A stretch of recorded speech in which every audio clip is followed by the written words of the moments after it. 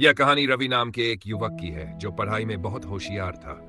उसने स्कूल और कॉलेज में अच्छे अंक हासिल किए, लेकिन जैसे ही सवाल आया कि आगे क्या करना है, वह उलझ गया। उसके दोस्त अलग अलग क्षेत्रों में अपने करियर बना रहे थे। कोई डॉक्टर बन रहा था, कोई इंजीनियर और कोई बिजनेस शुरू कर रहा था। लेकिन रवि, वह समझ ही नहीं पा रहा था कि उसे अपनी जिंदगी में किस दिशा में जाना चाहिए। एक दिन अपने इसी सवाल का जवाब ढूंढते हुए रवि एक संत के पास पहुंचा। उसने संत से कहा, संत जी, मुझे समझ नहीं आ रहा कि लाइफ में मुझे करना क्या है।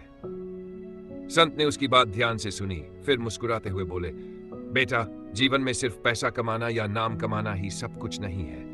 असल सवाल यह है कि क्या तुम्हें अपने काम में खुशी और सुकून मिलता है। रवि हैरान होकर बोला, आप कहना क्या चाहते हैं संत जी।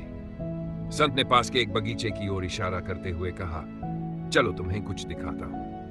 दोनों बगीचे में गए, जहां संत ने एक फूल तोड़कर रवि को दिया और बोले, इस फूल को देखो, ये बगीचे में खिलता है, न इसे किसी से प्रतिस्पर्धा करनी है, न किसी से आगे निकलना है। ये अपने आप में ही पूरा है और अपनी खूबसूरती में खुश है। रवि चकित होकर सोचने लगा, क्या मैं भी ऐसा काम कर सकता हूं जो मुझे भीतर से खुशी दे, बिना किसी चिंता और प्रतिस्पर्धा के। संत ने फिर कहा, हर व्यक्ति का जीवन में एक उद्देश्य होता है। वही काम करो जो तुम्हें खुशी और संतोष दे। उसे पहचानो और मेहनत करो। पैसा और पहचान खुद आ जाएंगे। संत की बातें सुनकर रवि को सुकून मिला। उसने ठान लिया कि वह अपनी जिंदगी का रास्ता दूसरों के कहने पर नहीं चुनेगा, बल्कि अपने दिल की आवाज सुनेगा। उसने कला में अपनी रुचि को पहचान लिया, जो उसे बचपन से पसंद थी, पर कभी उस पर ध्यान नहीं दिया।